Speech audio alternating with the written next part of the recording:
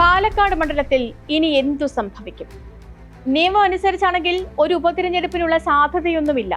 ഒഴിവ് വന്നാൽ 6 മാസത്തിനുള്ളിൽ ഉപതിരഞ്ഞെടുപ്പ് നടത്തണമെന്നും സഭയ്ക്ക് 1 വർഷം കാലാവധി ബാക്കിയുണ്ടാകണം എന്നുമാണ് ചട്ടം. പൊതു തിരഞ്ഞെടുപ്പിന് ഇനി 8 മാസം മാത്രമാണ് ബാക്കി എന്നതുകൊണ്ട് തന്നെ ഒരു ഉപതിരഞ്ഞെടുപ്പിനുള്ള സാധ്യതയില്ല. ശേഷിക്കുന്ന മാസങ്ങളിൽ പാലക്കാടിന് MLA ഉണ്ടാകില്ല എന്നതിനപ്പുറം മറ്റ് പ്രശ്നങ്ങളൊന്നുമില്ല. MLA വഴി ചെയ്യേണ്ട കാര്യങ്ങൾ ഉദ്യോഗസ്ഥ തലത്തിൽ നടപ്പാകും എന്നാണ് സങ്കല്പം.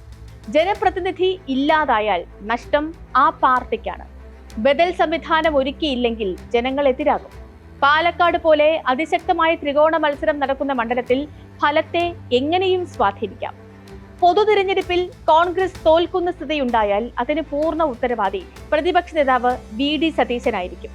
രാഹുൽ മാങ്കൂട്ടത്തിലിന്റെ ഈ സ്വഭാവ വിശേഷണങ്ങളെ കുറിച്ച് വിവരം കിട്ടിയിരുന്ന നേതാവാണ് VD സതീശൻ.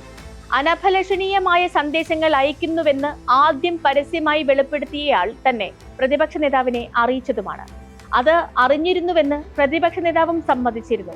അങ്ങനെ ഒരാളെ പാലക്കാട് മത്സരിപ്പിക്കാൻ തീരുമാനിച്ച VD സതീശനാകും ഏറ്റവും കൂടുതൽ വിമർശനം ഏറ്റുവാങ്ങേണ്ടി വരിക. സ്പോട്ട്ലൈറ്റ് പരിശോധിക്കുകയാണ്. പാലക്കാട് മണ്ഡലത്തിൽ ഇനി എന്തു സംഭവിക്കും? 1956 ജനപ്രാതിനിധ്യ നിയമം 151A അനുസരിച്ച് ഒഴിവ് വന്നാൽ 6 മാസത്തിനുള്ളിൽ തിരഞ്ഞെടുപ്പ് നടത്താൻ കമ്മീഷന് ബാധ്യതയുണ്ട്. എന്നാൽ അതിന് 2 ഒഴിവ് കിഴിവുകളും അതേ വകുപ്പ് തന്നെ പറയുന്നുണ്ട്. ഇതിൽ ഒന്നാമത്തേത് കാലാവധി 1 വർഷത്തിൽ താഴെയാണെങ്കിൽ നടത്തേണ്ടതില്ല എന്നുള്ളതാണ്. രണ്ടാമത്തേത് തിരഞ്ഞെടുപ്പ് കമ്മീഷനും കേന്ദ്ര സർക്കാരും കൂടി ആലോചിച്ച് ഉപതിരഞ്ഞെടുപ്പ് അസാധ്യമാണെന്ന് കണ്ടെത്തിയാലും നടത്തേണ്ടതില്ല. ഈ 2 ഘട്ടങ്ങളിലൊഴികെ 6 മാസത്തിനുള്ളിൽ ഉപതിരഞ്ഞെടുപ്പ് നടത്തണമെന്നാണ് റെപ്രസെന്റേഷൻ ഓഫ് പീപ്പിൾ ആക്ട് എന്ന ജനപ്രാതിനിധ്യ നിയമം പറയുന്നത്. പൊതു തിരഞ്ഞെടുപ്പിലേക്ക് ഇനി 8 മാസം മാത്രമാണ് ശേഷിക്കുന്നത്. അതുകൊണ്ട് തന്നെ ഇനിയൊരു ഉപതിരഞ്ഞെടുപ്പ് പാലക്കാട് പ്രഖ്യാപിക്കില്ല. ഇത്തരം ഘട്ടങ്ങളിൽ രാജ്യത്തൊരിടത്തും തിരഞ്ഞെടുപ്പ് പ്രഖ്യാപിച്ച ചരിത്രവുമില്ല. അങ്ങനെ നോക്കിയാൽ പാലക്കാട് ഉപതിരഞ്ഞെടുപ്പ് ഉണ്ടാകില്ല എന്ന് പറയാം. അതോടെ 3 മുന്നണികൾക്കും തുല്യ സാധ്യതകളാണ് പാലക്കാട് തുറന്നിടുന്നത്. രാഹുൽ മാങ്കൂട്ടത്തിൽ 18,840 വോട്ടിനാണ് പാലക്കാട് നിന്നും ജയിച്ചു കയറിയത്. പാലക്കാട് മണ്ഡലത്തിൽ 1952 മുതലുള്ള ചരിത്രത്തിൽ 13 തവണയും ജയിച്ചിരിക്കുന്നത് കോൺഗ്രസ് സ്ഥാനാർത്ഥികളും കോൺഗ്രസ് പിന്തുണച്ചവരുമാണ്. 5 തവണ മാത്രമാണ് CPIM സ്ഥാനാർത്ഥി ജയിച്ചിട്ടുള്ളത്. അതുകൊണ്ട് മാത്രം കോൺഗ്രസിന്റെ മണ്ഡലമാണെന്ന് തീർത്തു പറയാൻ കഴിയില്ല. 2021 തിരഞ്ഞെടുപ്പിൽ ഷാഫി പറമ്പിൽ ജയിച്ചത് വെറും 3859 വോട്ടിനാണ്. അത്ഭുതങ്ങൾക്ക് സാധ്യതയുണ്ടെന്ന് E ശ്രീധരനിലൂടെ BJP തെളിയിച്ച തിരഞ്ഞെടുപ്പ് കൂടിയായിരുന്നു അത്. ഷാഫി പറമ്പിൽ 54,079 വോട്ട് നേടിയപ്പോൾ ശ്രീധരന് 50,220 വോട്ടും ലഭിച്ചു. മണ്ഡലത്തിലെ BJPയുടെ ഏറ്റവും ഉയർന്ന വോട്ടും അതായിരുന്നു. O രാജഗോപാൽ മത്സരിച്ച 4 തിരഞ്ഞെടുപ്പുകളിലാണ് BJP മണ്ഡലത്തിൽ ഗണ്യമായി വോട്ട് ഉയർത്തിയത്. 1967 ജനസംഘത്തിന് വേണ്ടി രാജഗോപാൽ ആദ്യമായി മത്സരിച്ച് 4,649 വോട്ട് നേടി. സപ്തകക്ഷി സർക്കാർ അതിവേഗം വീണതിനു ശേഷം 1970 വീണ്ടും തിരഞ്ഞെടുപ്പ് നടന്നപ്പോൾ രാജഗോപാൽ വോട്ടെണ്ണം 15,646 വർദ്ധിപ്പിച്ചു. അന്ന് ജയിച്ച CPIMലെ R കൃഷ്ണന് 23,113 വോട്ട് മാത്രമായിരുന്നു. രണ്ടാമതെത്തിയ A ചന്ദ്രൻ നായർക്കാവട്ടെ 17,653 വോട്ടും. രണ്ടാം സ്ഥാനവുമായി രാജഗോപാലനുണ്ടായ വോട്ട് വ്യത്യാസം 2007 മാത്രമാണ്. 1982 വീണ്ടും മത്സരിച്ച O രാജഗോപാലിന് വോട്ട് പക്ഷേ 9,554 കുറഞ്ഞു. BJP രൂപീകരിച്ച ശേഷമുള്ള ആദ്യ തിരഞ്ഞെടുപ്പായിരുന്നു അത് എന്നൊരു പ്രത്യേകത കൂടി ഉണ്ടായിരുന്നു. പിന്നീട് രാജഗോപാൽ പാലക്കാട് മത്സരിക്കുന്നത് 2006 തൊട്ടപ്പുറത്ത് മലമ്പുഴയിൽ VS മത്സരിച്ച ആ തിരഞ്ഞെടുപ്പിൽ രാജഗോപാൽ 27,667 വോട്ട് നേടി. അതോടെ മണ്ഡലത്തിൽ BJPയുടെ നിലയെ മാറി.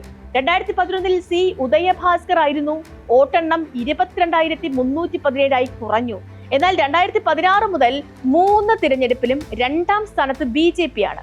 2016 ശോഭാ സുരേന്ദ്രൻ 40,776 വോട്ടുമായി രണ്ടാമതെത്തിയപ്പോൾ CPIMന്റെ NN കൃഷ്ണദാസ് ആണ് 3ാം സ്ഥാനത്തേക്ക് വീണത്. 2021 E ശ്രീധരന്റെ 50,220 വോട്ട് 2024 ഉപതിരഞ്ഞെടുപ്പിൽ 39,549 കുറഞ്ഞു. ഈ ഘട്ടത്തിലാണ് BJPയുടെ അടുത്ത നിലപാട് നിർണായകമാവുക. 2026 പാലക്കാട് UDFന് വേണ്ടി രാഹുൽ മാങ്കൂട്ടത്തിൽ മത്സരിക്കുമോ എന്നാണ് ചോദ്യം. അങ്ങനെ മത്സരിപ്പിച്ച ചരിത്രവും കോൺഗ്രസിനുണ്ട്. സൂര്യനെല്ലി കേസിൽ ആരോപണം ഉയർന്നതിനു ശേഷം 1999 PJ കുര്യന് ഇടുക്കിയിൽ തന്നെ സീറ്റ് കൊടുത്തു. ഇടതുമുന്നണി സ്ഥാനാർത്ഥിയായി കേരള കോൺഗ്രസിലെ ഫ്രാൻസിസ് ജോർജ് ജയിക്കുകയും ചെയ്തു. ഇപ്പോ MLA സ്ഥാനത്ത് നിന്നും രാജിവെച്ചാൽ പിന്നെ രാഹുലിനെ തന്നെ മത്സരിപ്പിക്കുക എന്നത് ഒരു വിദൂര സാധ്യതയാണ്. ശക്തനായ പുതിയൊരാൾ അതോടെ മണ്ഡലത്തിൽ നിന്നും മത്സരിക്കേണ്ടി വരും.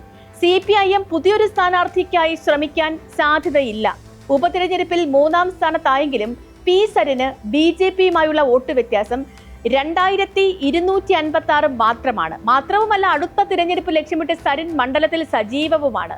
രാഹുൽ മാങ്കൂട്ടത്തിലിന്റെ പ്രതിച്ഛായ നഷ്ടത്തിനു ശേഷം നടക്കുന്ന തിരഞ്ഞെടുപ്പിൽ 3ാം സ്ഥാനത്തു നിന്നും ഉയർന്ന് ജയിച്ചു വരാമെന്നാണ് CPIMന്റെ കണക്കുകൂട്ടൽ. മണ്ഡലത്തിൽ BJPയുടെ ഏറ്റവും വലിയ പ്രതിസന്ധി ന്യൂനപക്ഷ വോട്ടുകളാണ്. E ശ്രീധരനെ പോലൊരു സ്ഥാനാർത്ഥിയെ നിർത്തിയിട്ടും അത് മറികടക്കാൻ കഴിഞ്ഞില്ല. ന്യൂനപക്ഷ വോട്ടുകൾ CPIMനും കോൺഗ്രസിനുമായി വിഭജിക്കുന്ന ഘട്ടത്തിൽ മാത്രമാണ് BJPക്ക് പ്രതീക്ഷയുള്ളത്. ഷാഫി പറമ്പിൽ മത്സരിച്ചപ്പോഴൊക്കെ അത് പൂർണ്ണമായും UDFന് തന്നെ കിട്ടിയിരുന്നു. ഉപതിരഞ്ഞെടുപ്പിൽ യൂത്ത് കോൺഗ്രസ് അധ്യക്ഷൻ എന്ന നിലയിൽ പറന്നിറങ്ങിയ രാഹുൽ മാങ്കൂട്ടത്തിലിനും അത് ഗുണം ചെയ്തു. ഷാഫിക്ക് മണ്ഡലത്തിൽ കിട്ടിയിട്ടുള്ള കൂടിയ വോട്ട് 57,559 അതും കഴിഞ്ഞ് 58,389 വോട്ടാണ് രാഹുൽ മാങ്കൂട്ടത്തിലിന് ലഭിച്ചത്. 2026 തിരഞ്ഞെടുപ്പ് പാലക്കാട് മാത്രമല്ല, കേരളത്തിൽ 1 ഡസൻ മണ്ഡലങ്ങളിലെങ്കിലും അതിശക്തമായ ത്രികോണ മത്സരം നടക്കും.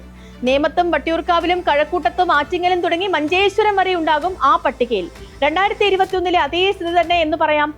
തൃശൂർ ലോക്സഭാ തിരഞ്ഞെടുപ്പിന് ശേഷം ഇടത് ഐക്യമുന്നണികൾ ഏറെ സൂക്ഷ്മതയോടെ പ്രവർത്തിക്കേണ്ട മണ്ഡലങ്ങളുടെ പട്ടിക തയ്യാറാക്കിയിട്ടുണ്ട്. തൃശൂരിൽ സുരേഷ് ഗോപി 3/4 ലക്ഷം വോട്ടിന് ജയിച്ചത് ഒരാളുടെയും കണക്ക് പുസ്തകത്തിൽ ഉണ്ടായിരുന്നില്ല. BJP പോലും 10,000 വോട്ടിന് ജയിക്കുമെന്നാണ് കണക്കാക്കിയിരുന്നത്.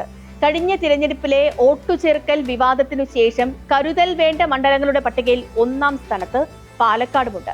അനായാസം മാങ്കൂട്ടത്തിലിനും കോൺഗ്രസിനും ജയിക്കാമായിരുന്ന മണ്ഡലമാണ് ഇപ്പോൾ അനിശ്ചിതത്വത്തിന്റെ തുലാസിലാടുന്നത്.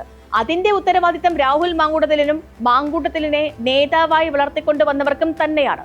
സ്പോട്ട്ലൈറ്റിന്റെ മറ്റൊരു വിഷയമായി നാളെ വീണ്ടും ഇതേ സമയം.